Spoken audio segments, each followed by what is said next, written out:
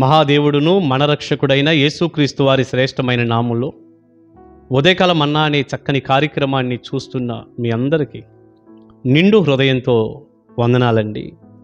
దేవుని మహాకృప మీ అందరికీ తోడై ఉండును గాక. పరిశుద్ధ గ్రంథంలో నుంచి ఒక చక్కని వాక్యం ఇలా మనం చదువుకుందాం. అపోస్తలుల కార్యగ్రంథం 13వ అధ్యాయం 8వ వచనం. అయితే ఎలుమ ఆ అధిపతిని విశ్వాసము నుండి తొలగింపవలెనని యత్నము చేసి వారిని ఎదిరించెను. ఎలుమ అను పేరునకు గారడీ వాడని అర్థము. ప్రియులారా, దైవజనుడైనటువంటి పౌలు గారు మొదటి మిషనరీ ప్రయాణం చేశాడు. మొత్తం 3 మిషనరీ ప్రయాణాలు కదా. ఈ 13వ అధ్యాయంలో అంతియొకయ అనబడిన ప్రాంతం నుంచి పరిశుద్ధాత్మ ద్వారా ప్రార్థన చేసిన సంఘము ద్వారా పంపబడి మొదటి మిషనరీ ప్రయాణం చేస్తున్నాడు పౌలు గారు. అలాగే బర్నబా అనబడినటువంటి మరొక దైవజనుడు, వారికి సహాయం చేయటానికి యోహాను అనే పేరు కలిగిన మార్కు అనే మారు పేరు కలిగిన యోహాను, వీళ్ళందరూ వెళ్తున్నప్పుడు కొన్ని ప్రాంతాలు అలాగా దాటుకుంటూ వెళ్ళారు. వెళ్ళి వారు ఒక ద్వీపానికి వచ్చారు. ఆ ద్వీపంలో పాపు అనేటటువంటి ఒక ఊరికి రావటం జరిగింది. ఒక ద్వీపంలో పాపు అనే ప్రాంతం ఉంది. ఆ ప్రాంతానికి అది ముఖ్య ప్రాంతంగా ఉంది. అక్కడికి వచ్చారు. వచ్చినప్పుడు అక్కడ ఒక గారడీ వాడు వీరికి తారసపడ్డాడు. ఆ మాటలు మనం 6వ వచనంలో మనం చదువుతాం.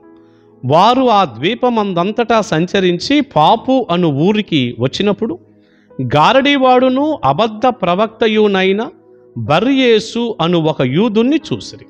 ఇతని పేరు బర్యేసు. యేసు అనే పేరు ఉంది, ఎందుకంటే ఇతడు యూదుడు. ఆ తర్వాత మాటల్లో ఇతడు వివేకం గలవాడని కూడా ఉంది, కానీ ఎందుకు ఉపయోగం లేని ఒక వివేకం. ఇతడు యూదుడు, అబ్రహాము సంతానం. ఇతడు ధర్మశాస్త్రం ఇతనికి బాగా తెలుసు. అబ్రహాము, ఇస్సాకు, యాకోబుల చరిత్రలు, యోసేపు చరిత్ర ఇవన్నీ కూడా తెలుసు. కానీ దేవుని వాక్యాన్ని కానీ దేవుణ్ణి కానీ అనుసరించకుండా గారడీని నమ్ముకున్నాడు, మోసాన్ని నమ్ముకున్నాడు. మొత్తానికి ఇలాంటి వ్యక్తి పాపు అనేటటువంటి ఆ ప్రాంతంలో పౌలు గారికి తారసపడ్డాడు. సరే, పడితే పడ్డాడు. ఇక్కడ ఏం జరిగింది? ఆ ప్రాంతంలో ఆ పాపు అనేటటువంటి ఆ ప్రాంతంలో ఆ ప్రాంతం అంతా ఉన్న ఆ ద్వీపంలో నుండి సెర్గీ పౌలు అనేటటువంటి ఒక అధిపతి ఉన్నాడు ఆ ప్రాంతంలో. ఎందుకంటే ఆ ప్రాంతం అంతా రోమియుల అండర్లో ఉంది. వారు ఆ ప్రాంతానికి ఒక అధిపతిని నియమించారు. అతని పేరు సెర్గీ పౌలు. ఈ సెర్గీ పౌలు అనబడినటువంటి ఈ అధిపతి బర్నబాను, పౌలుని పిలిపించి దేవుని వాక్యం వినగోరాడు అని ఉంది 7వ వచనంలో. దైవసేవకుల్ని పిలిచి, అయ్యా కాస్త నాకు వాక్యం చెప్పండి అయ్యా అన్నాడు. ఇది నిజమైన వివేకం, ఇది నిజమైన తెలివి. ఈ అధిపతి చాలా మంచోడు, జ్ఞానవంతుడు. వారు దేవుని వాక్యం చెబుతుంటే పౌలు, బర్నబా ఆ వాక్యం వినాలన్నటువంటి ఆశ తనకు కలిగి నాకు వాక్యం చెప్పండి అయ్యా అని పిలిచాడు. వారు వాక్యం చెప్తున్నారు. ఇతడు విని ప్రభువునందు విశ్వాసం ఉంచటానికి ప్రయత్నం చేస్తున్నాడు. కానీ గారడి వాడు ఉన్నాడు, చూశారండి. వాడికి ఎలుమ అనేటటువంటి పేరు ఇక్కడ మనకు కనపడుతుంది. ఎలుమ అంటే గారడి వాడు అని అర్థం. వాడు అసలు పేరు బర్యేస్ అయినా ఎలుమ అని పరిశుద్ధాత్ముడు రాయించాడు. ఎలుక కాదండి, మీరు పొరపాటున ఎలుక అనుకున్నారు. వీడు ఎలుక కంటే డేంజర్గా ఉన్నాడు. ఎలుమ అనబడినటువంటి గారడివాడు. ఇతడు ఏం చేశాడయ్యా అంటే, దేవుని వాక్యమిని విశ్వాసం ఉంచుతున్నటువంటి ఆ అధిపతి ఉన్నాడే, సెర్గీ పౌలు అనే అధిపతి, అతని యొక్క విశ్వాసం నుండి అతన్ని తొలగించాలని ఇతడు ప్రయత్నం చేశాడట. ఎంత దుర్మార్గమో చూడండి. మనం చదివాం ఆ మాట 8వ వచనంలో. అయితే ఎలుమ ఆ అధిపతిని విశ్వాసము నుండి తొలగింపవలనని యత్నము చేసి వారిని ఎదిరించాను. పౌలుని, బర్నబాని ఎదిరిస్తున్నాడు. ఎందుకంటే ఆ వ్యక్తి యేసుప్రభుని నమ్ముకోకూడదు. వీళ్ళు వాక్యం చెబితే ఈ అధిపతి యేసుప్రభుని నమ్ముకుంటాడు. ఆయన నమ్ముకుంటే తర్వాత నా గారడి విద్యకి ఏ ఆటంకాలు వస్తాయో, వీడి బుర్రలో ఏముందో ఏమో కానీ మొత్తానికి ఇప్పుడు సైతాను కొడుకు కదండి వీడు. సైతాన్ని పట్టేసి ఉంది. గారడీ మీద ఆధారపడ్డాడు. సత్యం కంటే ఈ డూప్లికేట్ది తనకి చాలా ముఖ్యంగా ఉంది. అలా వచ్చే సంపాదన మీద దృష్టి పెట్టాడు, కానీ దేవుని వాక్యం మీద దృష్టి లేదు. అందుకని ఏం చేశాడు? ఆ వ్యక్తిని విశ్వాసం నుండి తొలగించాలని ప్రయత్నం చేశాడట. వీళ్ళని ఎదిరిస్తున్నాడు, వాక్యం చెప్పనీయకుండా, అధిపతి ప్రభువుని నమ్మనీయకుండా. ప్రియబిడ్డ, నేను మిమ్మల్ని ఒక మాట అడుగుతున్నా. నువ్వు సంఘానికి వెళ్ళే ఒక విశ్వాసవే గనకైతే నువ్వు నిజమైన దేవుని బిడ్డవా, ఎలుమవా? ఈ ఎలుమ లాంటి వ్యక్తివా, నిజమైన దేవుని బిడ్డవా? ఏంటి ఎలుమ అంటే? విశ్వాసులను విశ్వాసం నుండి తొలగించే ప్రతివాడు ఎలుమలే. ఈనాడు సంఘాల్లోనండి దైవజనుడు కష్టపడుతున్నాడు, దేవుడు ఆశీర్వదిస్తున్నాడు, పరిశుద్ధాత్ముడే ప్రజల్ని తెచ్చుకుంటున్నాడు. ఆయన ఎలోకలా పరిశుద్ధాత్మ దేవుడు ప్రజల్ని నడిపించుకుంటుంటే సంఘంలోనే కొన్ని ఎలుమలు బయలుదేరుతాయి. ఆటంకపడే ఎలుమలు, గారడి వాళ్ళు, మోసగాళ్ళు, నీతి విరోధులు బయలుదేరతారు, అపవాది కొడుకులు బయలుదేరతారు. ఆ మాటలన్నీ కింద ఉన్నాయండి, తర్వాత మీరు చదువుకోండి, నేను చూపిస్తాను. బయలుదేరి వారిని దేవునికి దూరం చేయటానికి, మందిరానికి దూరం చేయటానికి, పాస్టర్ గారి మీద లేనిపోయినవి చెప్పటం, ఏమండి ఆరాధనలకు రాకుండా చేయటం, వారి తట్టు తిప్పుకోవటం, అబద్ధాలు చెప్పటం, నిందలు వేయటం, ఏదో ఒక రకంగా నమ్మకంగా ఉన్న విశ్వాసులు, సేవకుడికి దగ్గరగా ఉన్నవారు దూరం అయిపోయేటట్టు, దేవుణ్ణి వదిలిపెట్టేటట్టు, లోకంలో కలిసిపోయేటట్టు చేస్తారు. నా మట్టుకు నేను దైవజనుడిగా 25 సంవత్సరాల నా సేవలో నేను చాలామందిని చూశాను. ఇలాంటి ఎలుమలు సంఘాలలో ఉండటం చాలామందిని చూశాను.